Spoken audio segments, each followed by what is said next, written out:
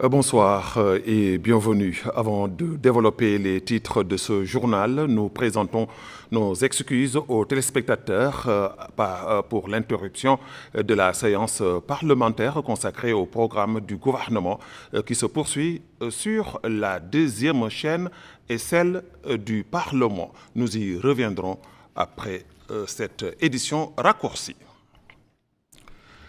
À présent, les titres de ce journal. À l'occasion de la Journée internationale de l'éducation, le président de la République réaffirme un tweet publié sur la plateforme X son engagement à préserver l'éducation comme priorité nationale en raison de son rôle fondamental dans l'épanouissement de chacun. L'Assemblée nationale examine dans sa plénière aujourd'hui le bilan de l'action gouvernementale pour l'année écoulée et les perspectives pour celle en cours. Le Premier ministre y répond aux questions des députés.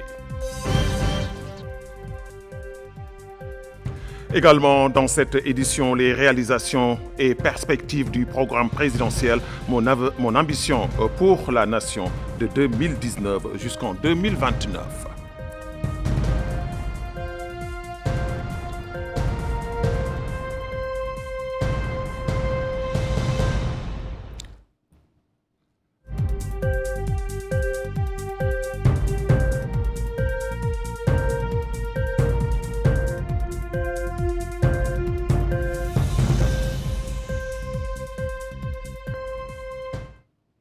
Merci de vous joindre à nous. Dans un tweet publié ce samedi sur la plateforme X, son Excellence le Président de la République, M. Mohamed Ould Cheikh El Ghazouani, a réaffirmé son engagement à faire de l'éducation une priorité nationale. Voici le texte du tweet. À l'occasion de la Journée internationale de l'éducation, nous renouvelons notre engagement à faire de l'éducation une priorité nationale, car elle joue un rôle essentiel dans la réalisation du bien-être, l'instauration de la justice et la construction d'un avenir meilleur pour notre peuple. Réunis en séance plénière depuis ce matin sous la présidence de Mohamed Bamba Maguette, son président, l'Assemblée nationale examine le bilan de l'année écoulée et les perspectives du gouvernement pour l'année en cours. Le Premier ministre Mokhtar El Ndiaye et les membres du gouvernement assistent à cette séance. Il est à noter que les députés ont longuement débattu du programme gouvernemental présenté par le Premier ministre jeudi dernier, soulevant de nombreuses questions et propositions visant à répondre aux attentes des citoyens et à améliorer leur niveau de vie. Le Premier ministre a par la suite entamé ses réponses aux questions des députés qui se poursuivent présentement.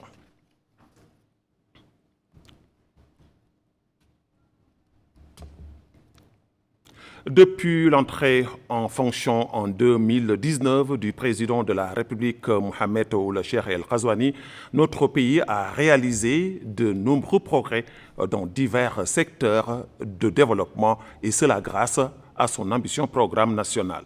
L'infographie ci-dessous présente les réalisations de cette période et les perspectives de mise en œuvre du programme présidentiel jusqu'en 2019. Yedali Fall. Dans le cadre de la mise en œuvre du programme du président de la République, Mon ambition pour la patrie, le gouvernement mauritanien poursuit ses efforts en vue d'améliorer les infrastructures de base et les services sociaux, avec pour objectif central le bien-être des citoyens à l'horizon 2029. Un vaste programme routier en cours, le secteur des infrastructures routières constitue l'un des piliers majeurs de ce programme. Les autorités se sont fixées pour objectif la construction de 5000 km de routes goudronnées entre 2019 et 2029, en parallèle à la réhabilitation de l'ancien réseau routier. Entre 2019 et 2024, 979 km de routes ont été construits et 389 km réhabilités. En 2025, les réalisations se sont accélérées avec la construction de 1810 km de routes et la réhabilitation de 706 km supplémentaires.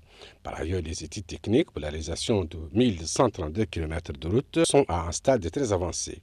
Pour 2026, les études sont également en cours concernant 2000 km de routes urbaines et intra-urbaine.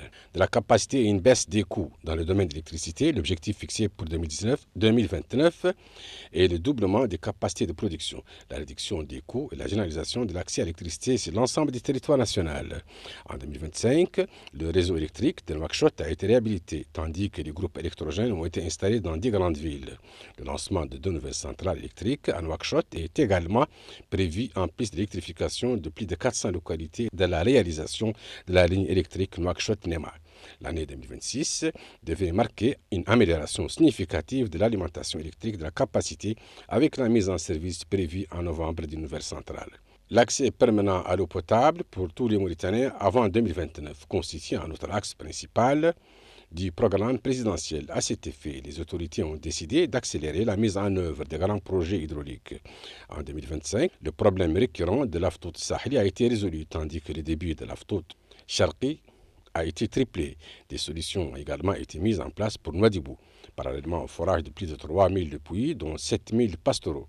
Le projet Gouraï Kifa a été lancé et avant la fin du mois d'août, le problème d'approvisionnement en eau de Nouakchott devrait être définitivement réglé grâce au projet actuel en cours d'Idini.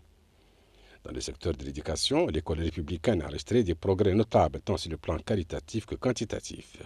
Entre 2019 et 2024, 3698 salles de classe ont été construites. En 2025, 1900 salles de classe supplémentaires ont été réceptionnées, tandis que les travaux ont débuté sur la construction de 3000 nouvelles classes. Sur le plan des ressources humaines, 11 000 enseignants ont été recrutés entre 2019 et 2024, auxquels s'ajoute le recrutement de 2343 enseignants pour l'année scolaire 2024-2025.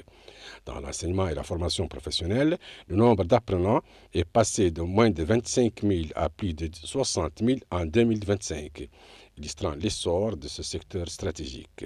L'ensemble de ces réalisations s'inscrit dans la vision globale du programme du président de la République, Mon ambition pour la patrie, qui vise à poser les bases d'un développement durable, inclusif et équitable, à travers le renforcement des infrastructures, l'amélioration des services essentiels et l'investissement dans le capital humain. Voilà qui met fin à ce journal pour vous permettre de suivre juste après notre couverture de la séance parlementaire consacrée à l'examen du programme gouvernemental pour l'année écoulée 2025 et des perspectives pour l'année en cours 2026.